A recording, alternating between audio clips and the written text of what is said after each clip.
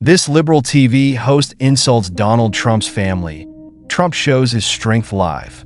The rain hammered against the 60-foot-high windows of Donald Trump's penthouse apartment in Trump Tower, a relentless percussion against the glass that mirrored the tempest raging within the man himself. The city lights of New York, usually a dazzling spectacle, were blurred and indistinct through the sheets of water, their brilliance dimmed by the oppressive gloom that had settled over the room. The air, thick with the aroma of expensive Cuban cigars and the faint, metallic tang of anxiety, hung heavy and still. Donald Trump, his face a mask of controlled fury barely concealing the simmering volcano beneath, paced the length of the expansive room. His movements were restless, almost frantic, a stark contrast to the opulent, almost ostentatious furnishings that surrounded him. Gold leaf gleamed dully under the muted light. The plush carpets muffled his steps. Yet the silence felt oppressive, broken only by the rhythmic drumming of the rain and the occasional, almost imperceptible creak of the building settling under the weight of the storm that on the massive, state-of-the-art television screen. The face of Bartholomew Bart Sterling, a renowned television host known for his razor-sharp wit and even sharper tongue, remained frozen in a smug, almost triumphant sneer.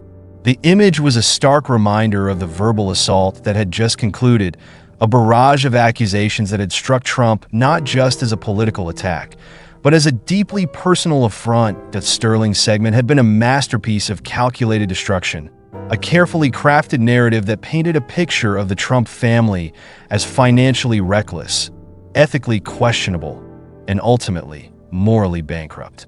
He'd meticulously woven together snippets of news reports, leaked documents, and carefully selected quotes to create a damning portrait, one that went far beyond the usual political sparring.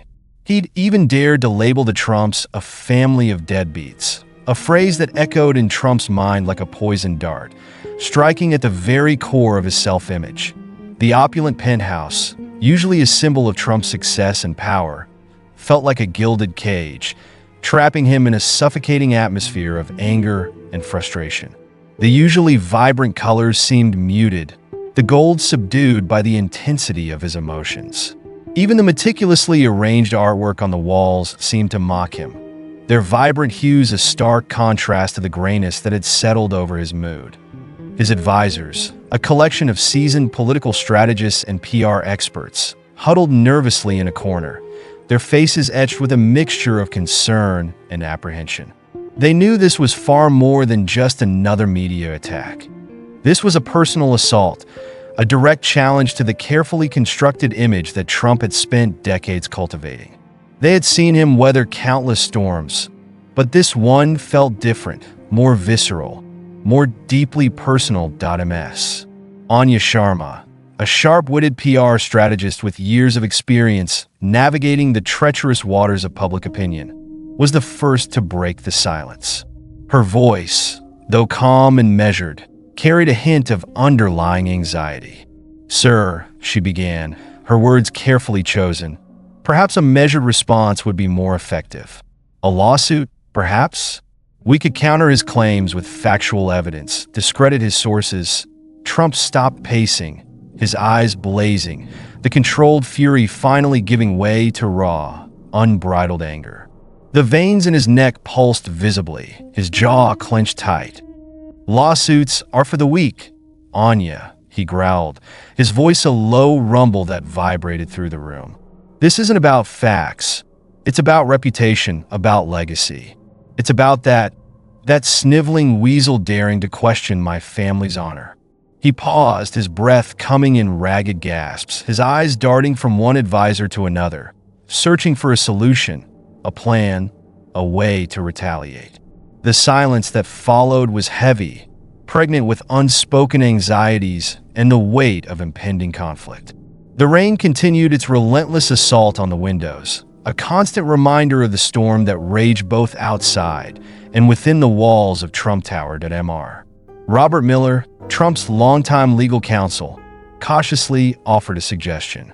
"Sir, we could issue a strongly worded statement, refuting his claims point by point. "We could also leverage our media connections to counter his narrative," Trump dismissed his suggestion with a wave of his hand.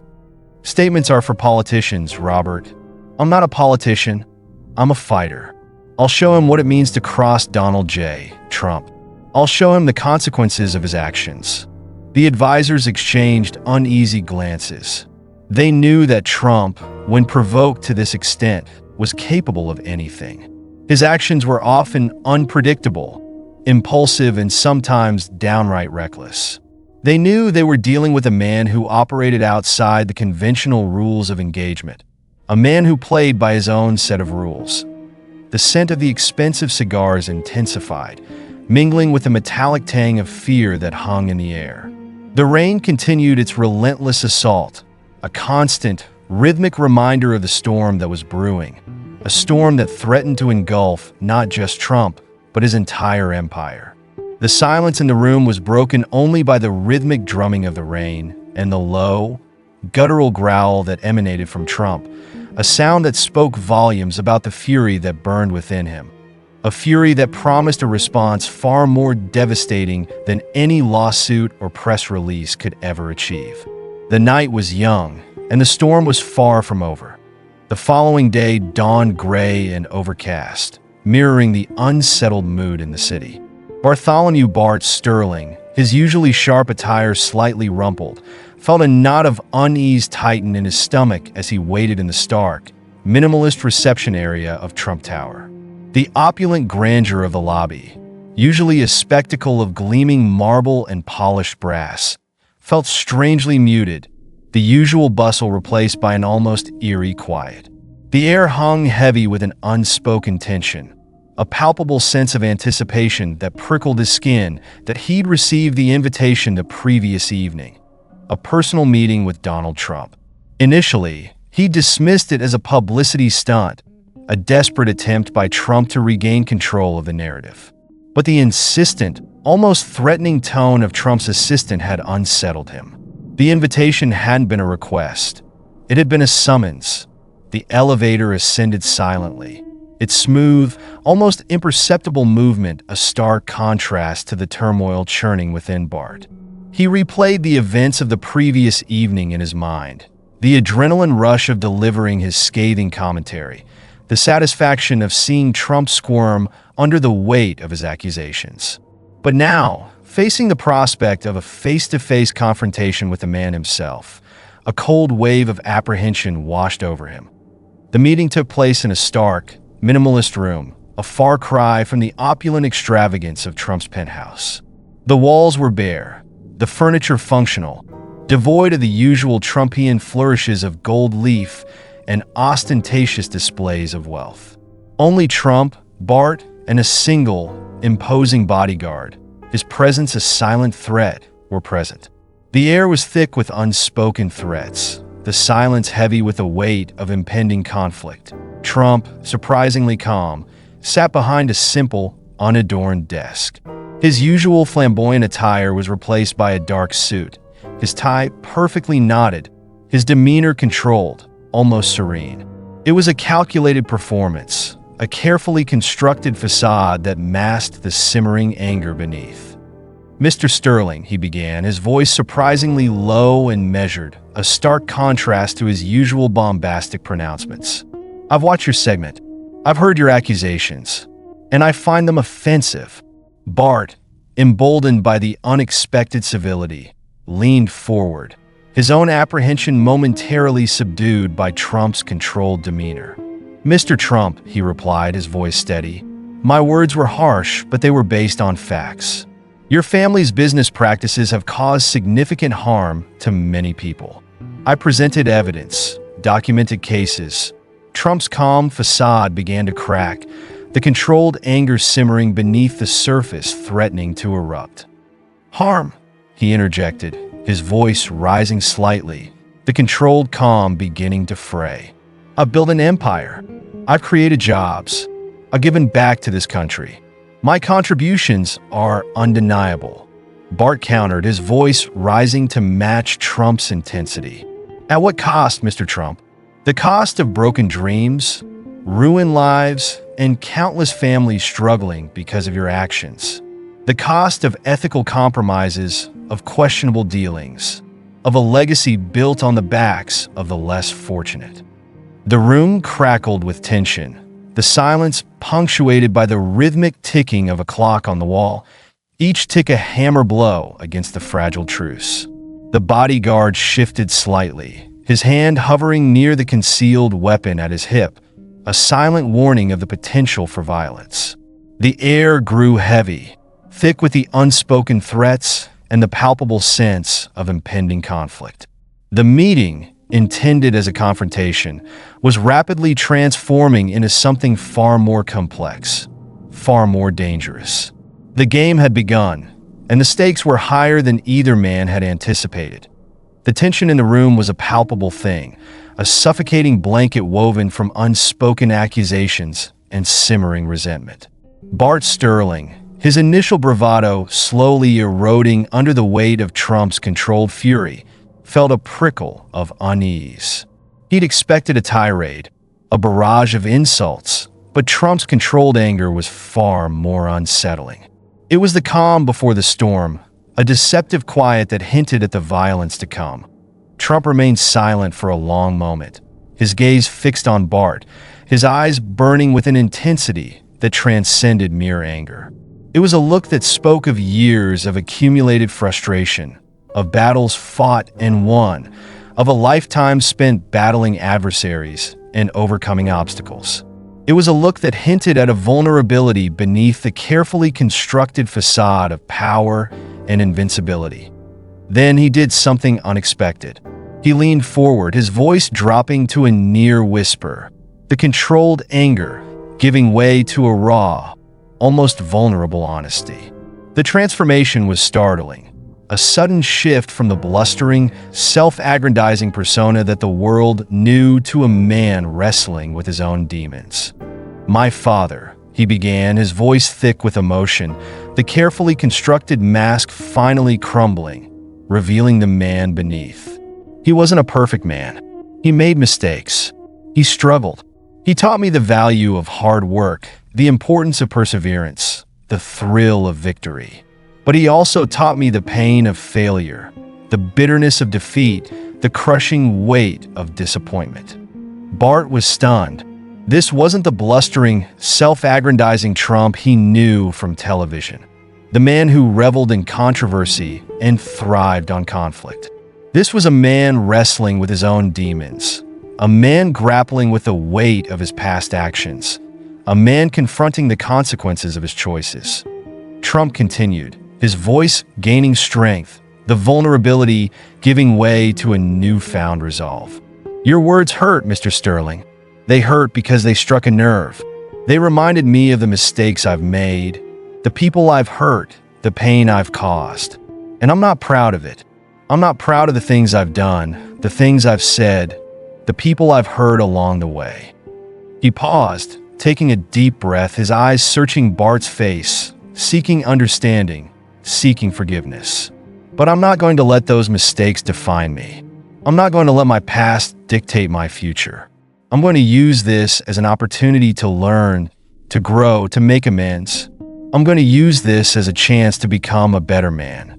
The bodyguard shifted again, his hand still hovering near his weapon, but his posture had relaxed slightly, his vigilance tempered by the unexpected turn of events. The tension in the room had eased, replaced by a strange, almost unsettling quiet. The confrontation had transformed into something far more profound, far more personal. The battle wasn't over, but the battlefield had shifted, the stakes redefined. The unmasking was complete, and the consequences were yet to be seen. The meeting ended not with a bang, but with an unexpected whimper, a quiet, almost hesitant truce. Donald Trump didn't offer a formal apology, didn't attempt to excuse his past actions, but he acknowledged the pain he'd caused, the harm he'd inflicted. He didn't try to justify his behavior, didn't attempt to minimize the impact of his actions. He simply admitted his mistakes, a raw, unvarnished confession that left Bartholomew Sterling reeling that Trump's commitment to change wasn't a grand, sweeping gesture, but but a series of carefully considered actions. He committed to making significant charitable contributions to organizations that supported those affected by his business dealings. Not just a symbolic donation, but a substantial, ongoing commitment. He pledged to personally engage with individuals who had been harmed by his actions, not just through intermediaries, but through direct, face-to-face interactions. Bart, initially skeptical, found himself strangely moved by Trump's unexpected vulnerability. He'd expected a fight, a battle of wits and wills. But he'd received something far more profound, a glimpse into the soul of a man wrestling with his own demons. The anger, the bluster, the self-aggrandizement, all of it had fallen away, revealing a man grappling with his past, seeking redemption. The news of Trump's actions spread like wildfire through the media, sparking a firestorm of debate and discussion. Many remained skeptical, some outright hostile, dismissing it as a cynical PR stunt, a desperate attempt to salvage his tarnished reputation. Others were cautiously optimistic, seeing it as a genuine attempt at redemption, a testament to the possibility of change, even for the most powerful and controversial figures. The public was divided, but the conversation had shifted. It was no longer just about Trump's wealth and power. It was about his responsibility, his accountability, and his capacity for growth. Bart, initially hesitant, agreed to air a follow-up segment, not to retract his previous criticisms, but to highlight Trump's commitment to change. He wouldn't shy away from the facts, wouldn't gloss over the harm that had been done, but he would give Trump the opportunity to demonstrate his sincerity, to show the world that he was truly committed to making amends. The segment wouldn't be an endorsement, but an observation, a careful examination of a man's journey toward redemption. The olive branch had been extended, and the world watched with bated breath to see if it would be accepted. The following months were a period of profound transformation, not just for Donald Trump, but for the entire nation. Trump's commitment to change wasn't a fleeting moment of contrition, but a sustained effort, a genuine attempt to make amends for past mistakes. He worked tirelessly with charitable organizations, donating millions of dollars and personally engaging with those he'd harmed. He didn't shy away from the spotlight, didn't attempt to hide his efforts, but embraced the scrutiny, using his platform to highlight the importance of accountability and the possibility of redemption, that he even went so far as to publicly apologize for his past behavior, a move that surprised and moved many. It wasn't a carefully crafted statement, devoid of emotion and sincerity, but a heartfelt expression of remorse, a genuine acknowledgement of the pain he'd caused. The apology wasn't an attempt to erase his past, but an acceptance of responsibility, a commitment to a better future. Bartholomew Sterling, initially hesitant, became a key ally in Trump's transformation. He used his platform not to exonerate Trump, but to highlight his efforts, to show the world that even the most powerful and controversial figures could change, could learn from their mistakes, could seek redemption. He didn't shy away from the criticisms, didn't gloss over the harm that had been done, but presented a balanced perspective, acknowledging both Trump's past transgressions and his commitment to making amends. That Trump's actions didn't erase his past, didn't magically transform him into a saint, but they redefined his legacy. He remained a controversial figure, his past actions casting a long shadow, but his commitment to making amends earned him a grudging respect from many who had previously condemned him. His story became a testament to the power of self-awareness, the importance of accountability, and the possibility of redemption, even for those who seemed beyond repair. The rain that had symbolized the storm of conflict had finally stopped, giving way to a new dawn. The scent of expensive cigars, once a symbol of Trump's power and excess, was replaced by the fresh, clean air of a new beginning.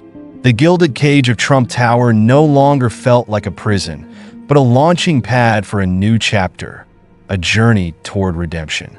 The story served as a powerful reminder that even the harshest words can be met with unexpected empathy, and that even the most flawed individuals can find a path to redemption, a path paved with humility, accountability, and a genuine commitment to change. The dawn had broken, and the world watched, hopeful and expectant, as Trump embarked on his journey toward a brighter future.